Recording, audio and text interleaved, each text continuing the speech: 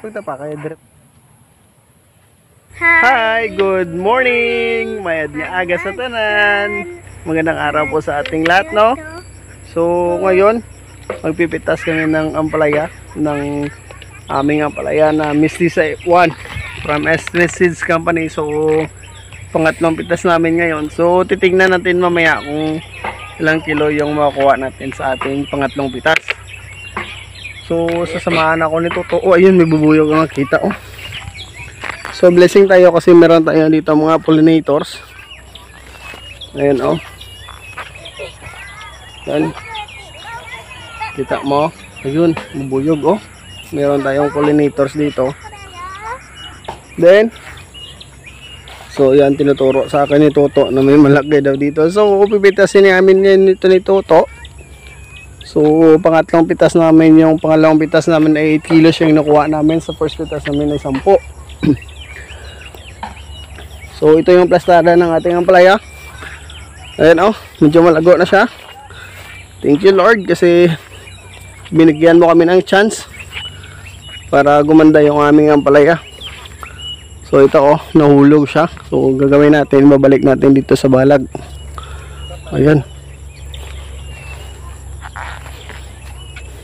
Uy, nakita ako dito, oh, tinira ng fruit fly, oh. Ayun, nailaw. Ay, punggos siguro to. Punggos eh. Oh, mayroon siya mga spots. So ito ay punggos.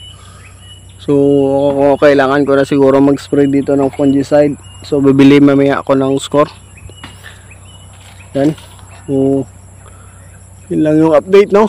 So may mga toy-toy na siya. Ayan. Ayan. Medyo madalang yung bunga ng mistisa. Pero okay lang kahit pa paano.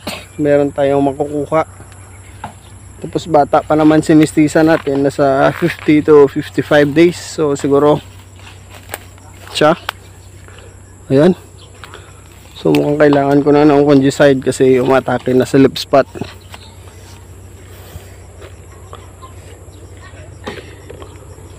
Yan, oh, malaki, oh. Ito, ang good to, oh. Nan. Yan, pipitas kami ni Toto. Jaga bulagaw. Labot ng jagoroga mo, Diyo. Magunting, oh. Do. Manaba lang, ha. Nah, kaya ada mo to na kroy puno. Nakatibla yung marguso diyaw. Hindi ka nakaputo. Nah. Oh, kita ma. Very good. Tapos basket yun lang. Pwede yung gas-gas.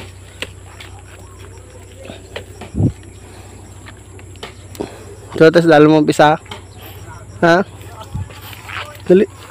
Kaya gue basket ako mandara. Ano ka na si Od?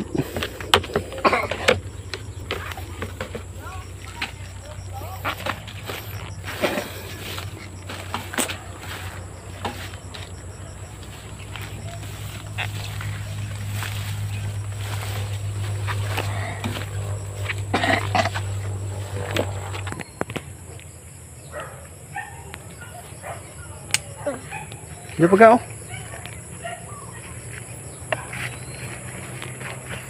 Di pa kita pa kaya drip ta.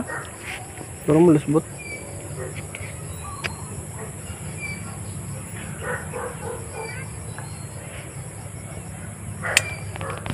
Very good ka, oh.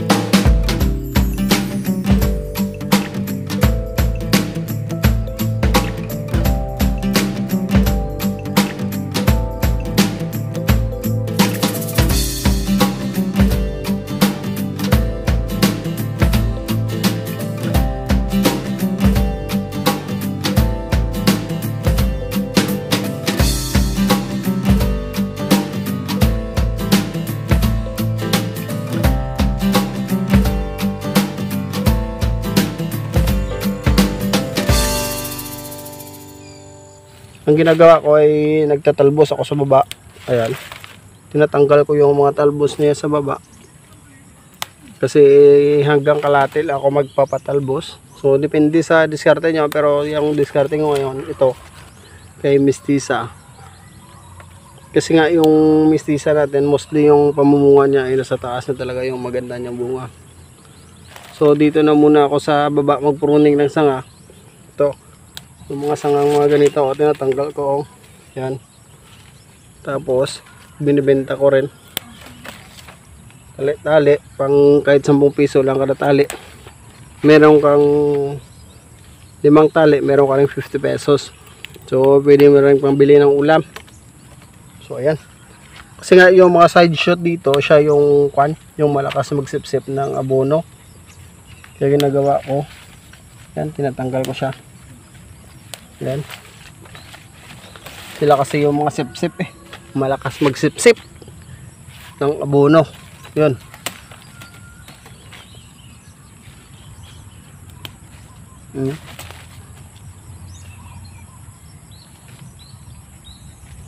Yan.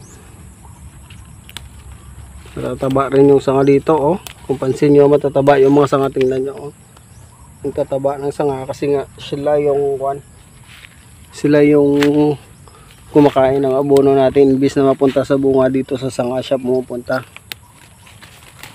So yung ginagawa ko, tinatanggal ko siya. Ayan.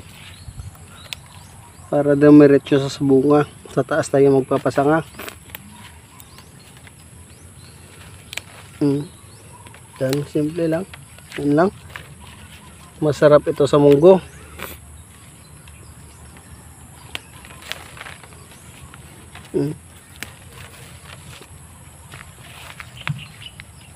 Depende kasi sa variety. So si Galaxy Max naman F1, kahit magpasanga ka sa baba ng marami, okay na okay. Kasi nga pa siya extreme siya magbigay ng bunga, marami siya magbigay ng bunga. So yun yung maganda sa Galaxy Max F1.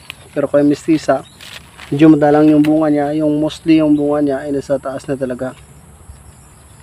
So baba wala ang bunga. Kaya ito, tinatanggal ko yung sanga sa baba.